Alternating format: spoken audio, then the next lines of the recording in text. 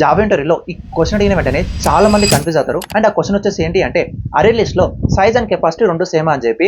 Actual గా ఈ రెండు అయితే సేమ్ కాదు, వాటికి చాలా డిఫరెన్స్ ఉంది. ఆ డిఫరెన్స్ అంటే క్లియర్ గా ఎక్స్ప్లెయిన్ చేస్తాను. వీడియో అయితే లాస్ట్ వరకు చూడండి, ట్రై చేయండి. వాటికి ఉన్న డిఫరెన్స్ ఎక్స్ప్లెయిన్ చేసే ముందు మీకైతే ఒక ఎగ్జాంపుల్ చెప్తాను, అది వినండి. ఒక థియేటర్ ఉంది. ఆ థియేటర్ లో సీటింగ్ కెపాసిటీ వచ్చేసి 100 ఉంది. బట్ ఒక మ్యాట్నీ షోకి ఓన్లీ 30 టికెట్స్ మాత్రమే బుక్ అయ్యాయి. సో ఇక్కడ చూసుకుంటే ఆ థియేటర్ సీటింగ్ కెపాసిటీ వచ్చేసి 100, బట్ సీట్స్ బుక్ అయినాయి ఓన్లీ 30 అనమాట.